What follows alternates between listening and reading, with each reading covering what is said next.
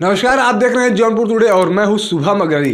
दोस्तों, जैसा आप सभी ने पिछले दिनों देखा होगा कि वाराणसी में ज्ञानवापी मस्जिद को लेकर काफ़ी गर्मा गर्मी का माहौल था।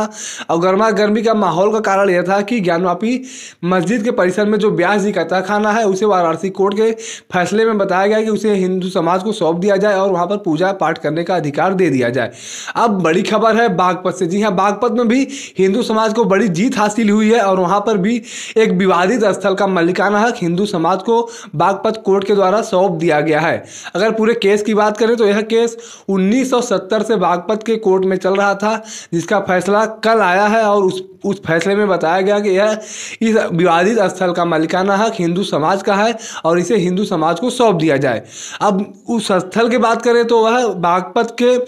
बरनावा नामक स्थान पर है। वह विवादित स्थल जिस विवादित स्थल का केस 1970 से लेकर अभी तक यानी 53 साल तक चला है उस मैटर का केस, और अब उस पर फैसला आया है।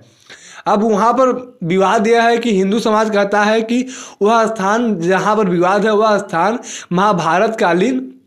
लाक्षागृह का खंडहर है, तो ही मुस्लिम समाज का कहना है कि यह बदरुद्दीन शाह का कब्र है। इसी बात के विवाद को लेकर बागपत के कोर्ट में यह मामला 1970 में गया था और 1970 से अभी तक यह मामला कोर्ट में चल रहा था। तमाम दलीलें हुई, बयानबाजियां हुई और तमाम तरह के सब कागजात को पेश किया गया और उस कागजात को मद्देनज़र और उस दलीलों को मद्देनज़र रखते हुए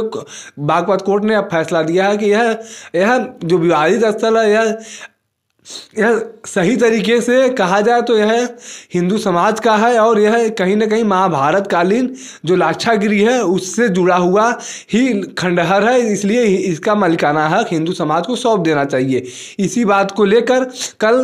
बागपत कोर्ट द्वारा इसी बात पर फैसला आया। अब बात करें अगर उस पूरे स्थल की, अगर लाक्षागृह के बारे में बात करें तो लाक्षागृह जैसा आपने सभी ने महाभारत में देखा होगा कि जब पांडव को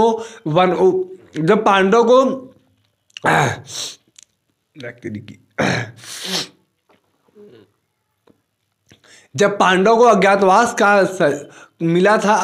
का सजा मिला था, उस दौरान उन्हें कौरव द्वारा जलाने की कोशिश की गई थी और उस जलाने की कोशिश के लिए जो स्थान